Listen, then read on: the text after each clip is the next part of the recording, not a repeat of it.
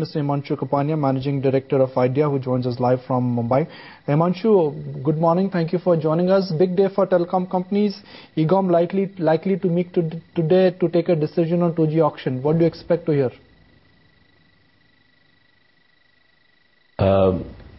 Good morning to you. We are very optimistic that with the recent new telecom policy announced by the Government of India, with the stated objective of improve penetration in the rural market, affordability, convergence and broadband for all, EGOM is going to take a balanced approach for reserve price, a balance between consumers as well as sustainability of operators, as well need of government revenues. So we are extremely optimistic that the reserve price will be far closer to 2008, probably indexed. Himanshu, hi, morning. Just to stretch that point forward, what's the impact do you expect on tariffs if indeed the reserve price fixed is high? I mean, what we've seen is price elasticity coming into play after the recent tariff hikes. Considering that, do you think the industry can push for such steep tariff hikes? Is that something that you expect? Fundamentally, we have to understand that spectrum is the raw material for telecom sector, and it is the oxygen on which the telecom sector operates. Up till now, for 17 years, Government of India has pursued a policy of keeping the spectrum prices at affordable levels, and the benefit of that has been passed on to consumers. If there is going to be change in direction, it is inevitable that the consumer will have to pay. There are now multiple reports, and all the reports are converging that the tariffs may have to be raised anywhere between 30 to 100%, varying across circles, if the kind of reserve price which TRAI is recommending is finally implemented by the government. But it is not only the topic of tariff, it is also a topic about level playing field.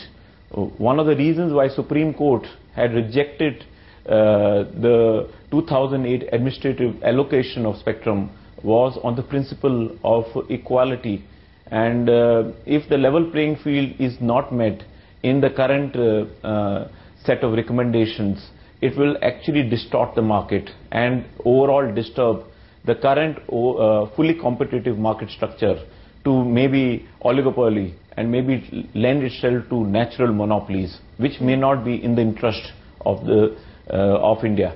But that's good news for you, isn't it? I mean, you're a sizable player, a sizable market share.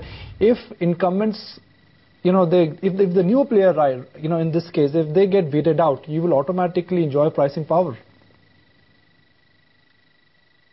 I think Indian telecom sector has, in the last 4 to 5 years, exhibited very different kind of way they have structured the market.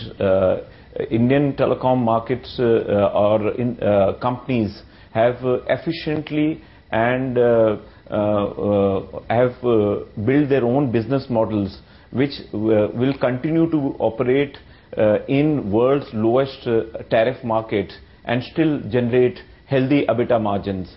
The current structure has worked very fine, and we believe there is no need for the structure to undergo a change. In the long run, inefficient operators who are incapable to compete in the market will find a solution for themselves. There is no need for intervention from the government. Himanshu, another factor that the EGOM will decide on is whether telcos should be allowed to make deferred payments. Do you think if this facility is not allowed, the industry can afford to, bid big in the 2G auction? Will banks be willing to lend? You are absolutely right. There are multiple issues in front of EGOM. There is the issue not only on the quantum of reserve price, also the payment term, and also on the total quantity of spectrum that needs to be auctioned. We are extremely hopeful that EGOM will take a balanced opinion. It will not violate the Supreme Court order, which had clearly said that the last allocation on flawed first-come, first-served basis, which gave allocation to certain set of applicants and had an arbitrary cut-off period of 25th of September to a auction process, but to all applicants, and the full auction to be made available. We are very sure that EGOM will do nothing to violate the Supreme Court order. So we are confident that both in reserve price as well as quantity of spectrum, EGOM will take the right decision in the interest of the country. And what about banks? Do you think they would be willing to lend, and how much debt are you personally willing to take on your balance sheet at Idea? As I said, I think these are very speculative and hypothetical questions. If the reserve price is going to be at the 2008 level, at best indexed, then there is, for companies like ours, there is no challenge to be able to finance the current amount, because the same amount has already been paid by our company. So let's wait and watch for the final decision of EGOM, and then we will take a call. But I'm sure you have your plan B ready. If EGOM approves the TRAI recommendations without any dilution, what will you do? Go to the court? There are obviously multiple issues. The first and foremost issue is how they intend to address the issue about level playing field. We cannot have in a marketplace 70 to 80% of the spectrum at a price which is going to be different for the spectrum price going forward. So the level playing field, the principle of equality, we are waiting to see how it is going to be addressed.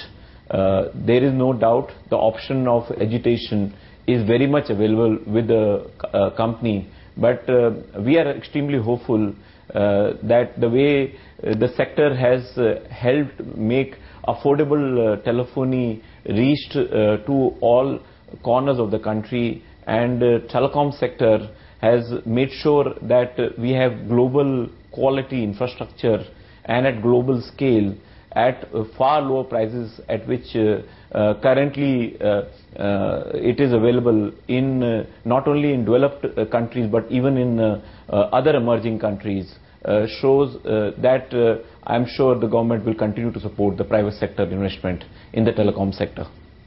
Right. Himanshu, just want to get back to the point of the EGOM meet today, because some experts feel that there is a high probability of the auction failing if the reserve price is high and there is no deferred payment option. Do you think that's a possibility? I think these are speculative and hypothetical questions at this point of time. We don't want to engage in a debate on these topics. We actually would like to see the final recommendation and then take a decision going forward. But another step that can impact your business, Himanshu, is refarming of spectrum, because some experts again feel that, you know, practically refarming might be difficult without any guidelines, as in how much is spectrum allocation assured, if all allocation is by way of auction, how much time would be given for switchover, etc. Do you concur that refarming needs to be well thought before execution? We completely agree that the way refarming has been introduced and the way the concept has been floated, it is more akin to eviction or what we call forceful redistribution. Nowhere around the globe ever the 900 megahertz refarming has been planned or executed in the way it is recommended by TRAI. The first and foremost discussion, and which is very important, is what is going to be impact on the customers. It is our assessment that in the current form, if it is implemented, there would be significant disruption of services of the customers. It is possible that in the rural markets, thousands of villages, and our assessment maybe even 100,000 villages will go dark if the reforming in the current form is executed. Even in urban markets, the services will be disrupted and quality of services will be implemented. Second is on the investors, bankers, as there is a huge cost of reforming. There is now a number of reports available that if the reforming in the current form is implemented, productive capital assets will have to be written off of the order of over 25,000 crores. And we have to make fresh investments anywhere between 100,000 to 125,000 crore to implement this reforming project. And the question obviously is, for whose benefit is this reforming being planned? So we are very hopeful that there would be far better consultation, both how they intend to execute on the technology front, and there will be a little more macroscopic study of its impact on customers, on bankers, on investors, as well as on operators. Himanshu, in 2007, 4 global telecom companies, they were desperate to come to India. But in last 6 months, 2 global companies or 2 global telecom companies, they've shut their shops in India. Do you expect in coming months or in coming quarters, the M&A activity in India will only intensify?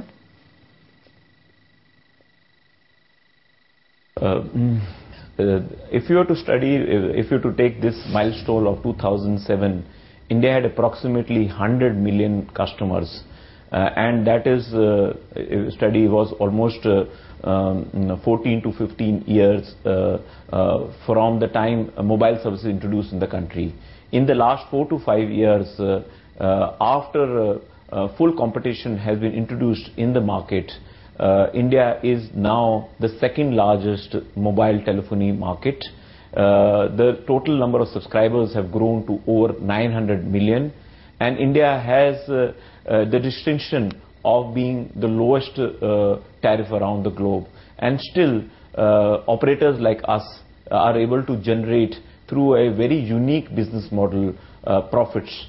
And we have last year turned free cash flow.